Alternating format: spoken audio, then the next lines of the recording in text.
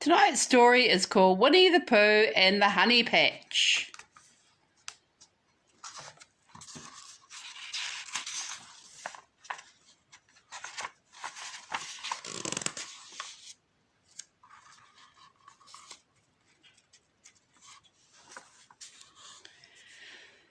It was a fine spring morning when Owl and Pooh decided to take a walk. Owl ruffled his feathers in the warm air. "The atmospheric conditions," he began. "Indeed," said Pooh.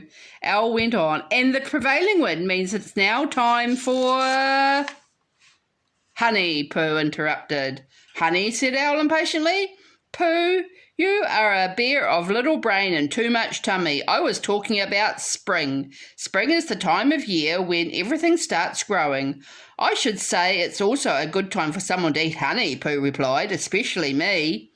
Owl continued, speaking more loudly. "Spring is the time for Rabbit to plant carrot seeds and for Piglet to plant small cabbage plants. Then they can eat carrots and cabbages all year long." "All year long?" Pooh repeated. He had a lovely thought. "Owl, do you suppose if I plant one of my honey pots it will grow honey?" "That sounds like a practical idea," Owl said, "but then again, maybe it isn't. You see, Pooh—" But Pooh wasn't listening. He was too busy thinking about a whole year's supply of honey in his very own honey patch. That afternoon, Rabbit strolled past Pooh's house and heard him inside pondering. "This big one? That small one. I shouldn't waste the big one, but a small one wouldn't grow much honey. Maybe I'll plant a middle-sized one." "What are you planting?" Rabbit asked. "Owl has given me a practical idea," Pooh explained. "I shall grow honey from a honey pot." "That is a practical idea," Rabbit replied. "I'll help you with it." So the two friends planted one middle-sized pot deep in the ground. Before long, Rabbit's carrots poked through the ground and Piglet's cabbage plants looked bigger. Pooh's honey pot, however, wasn't growing anything at all. "Poor Pooh. I can't understand what's wrong," Rabbit told Piglet and Eeyore. "Maybe we should talk to Owl. He knows the scientifics about growing." But when they asked Owl what was wrong, he ruffled his feather and looked cross. "It wasn't my idea to grow honey from a pot. It was Pooh's idea," he exclaimed. "Actually, I wondered from the beginning if it was a practical idea." "Poor Pooh," sighed Rabbit. "Maybe we can make it work," Piglet squeaked in a very excited voice. "When Pooh is sleeping, we can dig up the honey pot. Perhaps if you look at it, Owl, you'll see what is wrong." "Oh, I don't think," Owl began, but they all looked at him hopefully, so he stopped right there. That night, they crept carefully to the edge of Pooh's honey patch. Rabbit whispered, "I think a very small animal should dig up a honey pot."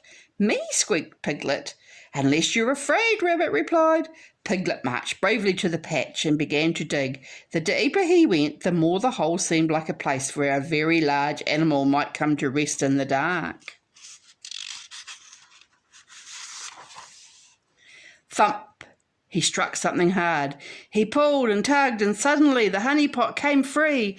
Piglet tumbled over backwards. "Help!" cried Piglet, thinking the whole herd of very large animals was upon him. "Look, the pot's broken," Eeyore said. "Now we'll never know what was wrong." Somehow Owl felt better. "We must find another pot," Rabbit said firmly. "Oh, I don't have a pot, but I do have a bucket I can spare," said Piglet. He hurried home, and all the others for company, they carried the bucket back to Pooh's honey patch.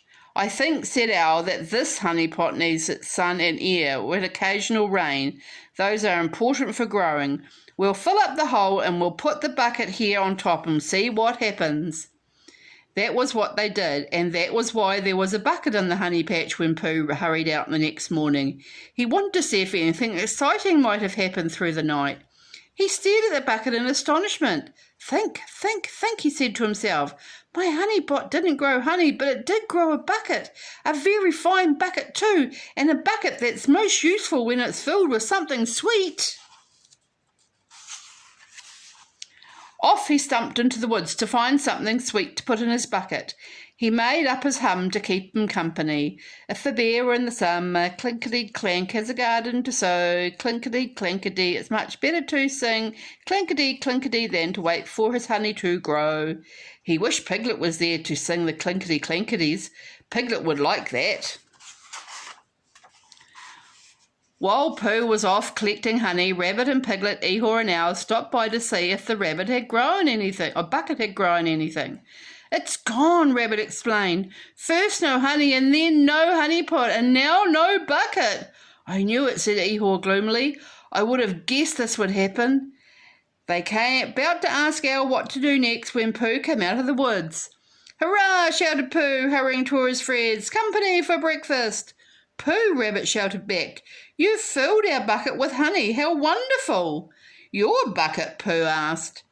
Well, you are welcome to share, of course, but I did find this bucket growing here in my honey patch. The handle makes it very useful for honey finding time.